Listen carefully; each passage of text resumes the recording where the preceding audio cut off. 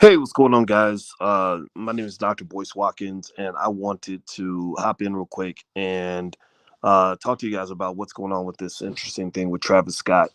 I'm watching this more so not as a Travis Scott fan, but really as an observer of anything that affects, any prominent Black people. I always find it real interesting to see how the world responds.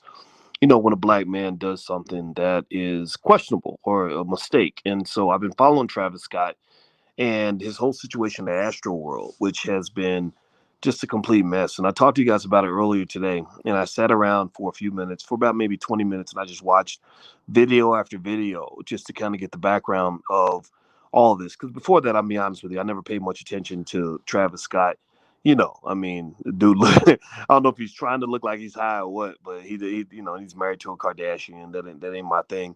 But I did find it interesting to see when those kids got killed because I have teenagers in the house and I remember our teenager went to see something called Lollapalooza, which had Tyler the Creator and so I've been watching this, and let me just say this: the more I watch, the more I really wonder if this brother's in big trouble. I really think this brother might go down. There are so many lawsuits and the outrage against Travis Scott is through the roof. I mean, I'm looking at the comments and I just, get a pulse of what people are thinking. It's okay. You're right, Tim, but they're not married. I agree. They're not married. I forget they had a baby together. I guess people don't get married. That's right. You ain't supposed to actually love women. You're supposed to just bounce from woman to woman. I don't know what people do. I don't give a damn. But anyway, but Travis got a Kardashian pregnant, and which pretty much means you're married. You may not be legally married, but you connected for life. So don't get it twisted. But anyway, I've been watching the video, and first off, this thing is a shit show, man. I mean, there are going to be so many lawsuits filed over this concert, and is that at the Travis Scott concert, the big mistake they made is that they had too many people in that space. All the videos that I saw basically are showing that people were in there and they were cramped like sardines. They were getting crushed to death. They couldn't breathe. And they were in these mosh pits, which I don't know why the hell somebody would jump inside a damn mosh pit, but they were in these mosh pits. And a lot of people are comparing it to hell, and in fact, I saw comments where somebody said it's like hell, where everybody's rushing to get in, but they couldn't get out, and they couldn't get out. There were people. I listened to testimony from several people who were in the crowd, and they just basically said I couldn't breathe, I couldn't move, I was stuck. It's really sad to hear a 16-year-old say, I just accepted the fact that I was going to die that day. I'm like, damn, that's a terrible thought to have as a 16-year-old. And so not that it's funny, it's not funny at all. And I'll admit, I'm speaking as Uncle Boyce here. I'm speaking as Daddy Boyce. I'm a father. I'm not going. There's nothing about any of this that is intriguing to me. I have no idea why anybody would want to go and be cramped like sardines in the middle of all those people, and you can't even breathe, and you can't even move, you can't walk. Just go buy the dude's album. Not Don't even buy it. Just get on Spotify, and I'm sure all the Travis Scott songs on Spotify are free to listen to.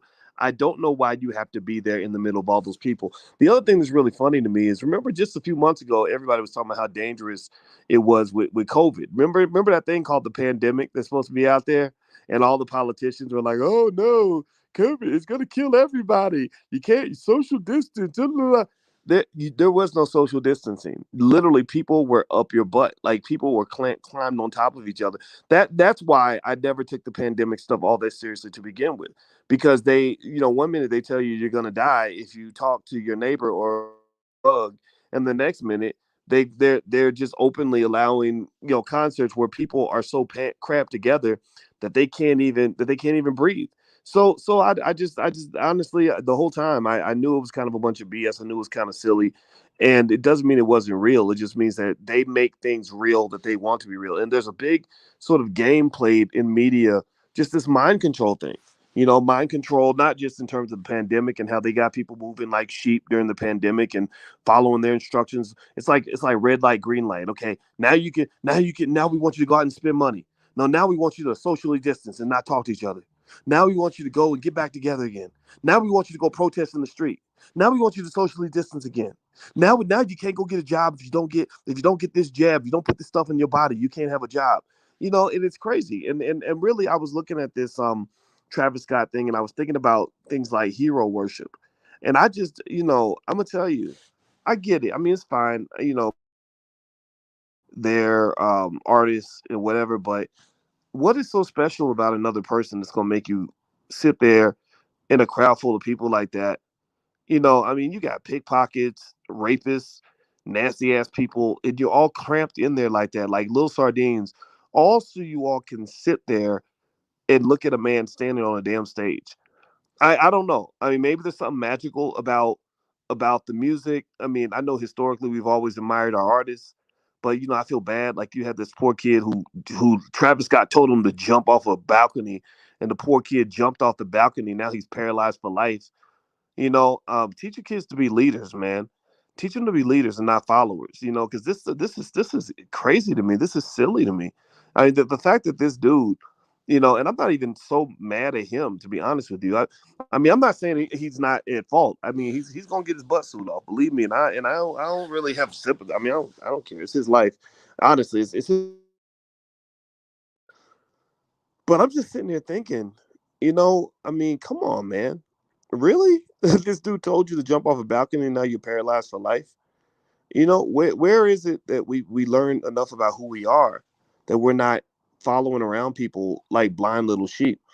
And so basically, I was reading some of the comments online, and the comments are pretty treacherous. There are people basically saying that this is what happens when you worship fake idols. Travis Scott needs to let me see. Travis Scott needs to watch the press conference that Bari's family held. I think it might open his eyes to show how much pain the families are going through.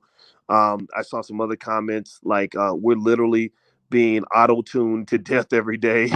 He had the mic, he had some power to talk, and he didn't. Disgusting, he continued, and this was happening right in front of him.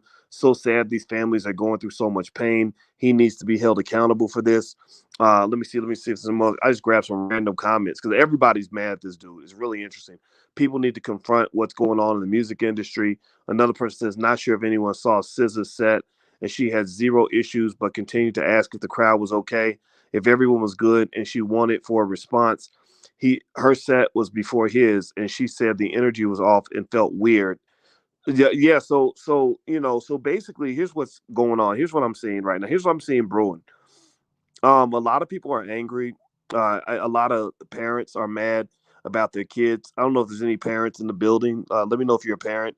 But I know if my child was going to a concert and ended up either getting smothered to death or almost being smothered to death or getting kicked in the head and they came to have fun and they're going through something like this, I'd want answers, right? So you got a lot of, it's not so much just the kids that are mad, it's really their parents. Like their parents are like, what the hell is going on here? And so all these lawsuits are being filed.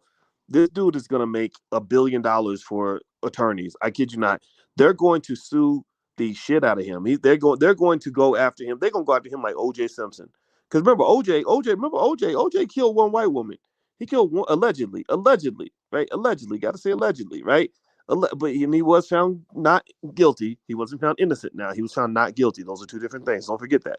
But OJ was accused of killing one white woman.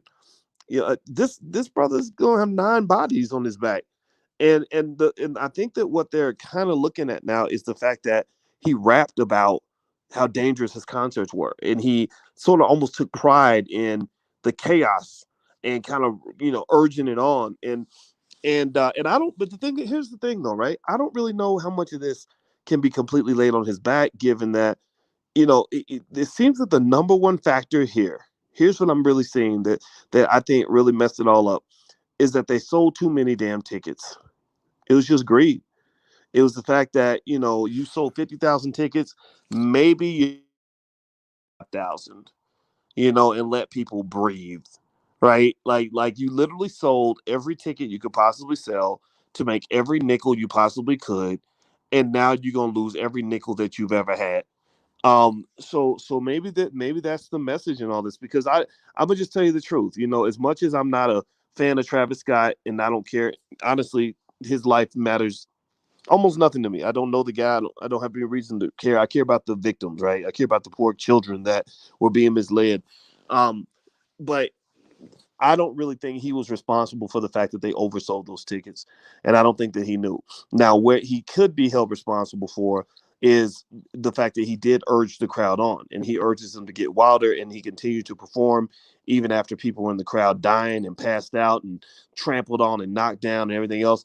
And then with other artists like SZA saying that the energy felt off, that something felt wrong, that says that that notice that something was happening there. So I don't know. I think this brother's done. I mean, I think he's in big trouble. And those lawsuits. I mean, you're talking about hundreds of lawsuits. Again, I asked you that basic question, like, what is one death worth? Is a death worth 5 million? Is it worth 10 million? Well, it's arbitrary. Some people think a death is worth, or death or life is worth an infinite amount of money. So if you got nine infinities, like Travis is really in a financial hell. Like his brand is built on simulating hell. Now I think he might really be in it. He's in a financial hell. Like when I think of hell, I think of a place that is filled with an infinite amount of pain, an infinite amount of loss, an eternal amount of devastation. So with Travis Scott and his legal situation, this is something where literally there is no cap to how much money they are going to try to take out of this dude. Like each lawsuit, each verdict could be like $200 million or 50 million or 100 million. And Live Nation has a lot of money. The concert promoters have a lot of money. He has a lot of money. Their insurance companies have a lot of money, and they're gonna get all of that money. They're gonna get all of that money. So let me just say, I just wanted to share that with you guys. I know I talked about Travis Scott earlier, but I've really been watching this because I'm really just curious about it to see how it evolves. And was the concert a sacrifice? Asked Cecilia. I don't know. I don't know. I mean, I've heard rumors about devil worship and all that. I don't know. I don't know. I do know. I can say a lot of the stuff that they do in Hollywood doesn't make any sense. You do see situations where they're doing horrible things with children. You see where they're doing things that are incredibly unhealthy. When you mix a culture of drugs in with all that pre-existing mental illness and this financial addiction where they think that anything makes money is good, they think anything that gets them paid is worthwhile, like anything you do as long as it's making money, that means you're successful. Well, that's like a culture I can't vibe with, and that's something that I encourage you to really understand. All money ain't good money, and just because Negroes making money don't make him a successful black person. Seriously, that, and that's one area where I encourage you to kind of consider that, because I don't think the rest of the world gets that. I think that they think if somebody's famous because white people put them on TV, and they have a bunch of money because somebody wrote them a check to coon out and harm their people. Not putting Travis in that category. I got to go check out more of his music. But seriously, like they'll look at these people and they will overlook the people in the community that really are doing good things for the world, that are really doing good things for children, doing good things for families, doing good things that are going to benefit black people, and they focus on some rapper that white people put him on TV because he was so harmful to the black community. So I think Travis, don't be surprised if they file charges. Don't be surprised. I mean, I'm waiting for the headline that charges have been filed against Travis Scott, and I think that's why he's being so apologetic. Um, you know, I think my wife said that she felt that he was apologizing because he really cares and he's a good person. And I'm not going to put that to the side. I'm not going to doubt that. Because I mean, his fans are the reason that he has the power and the money that he has.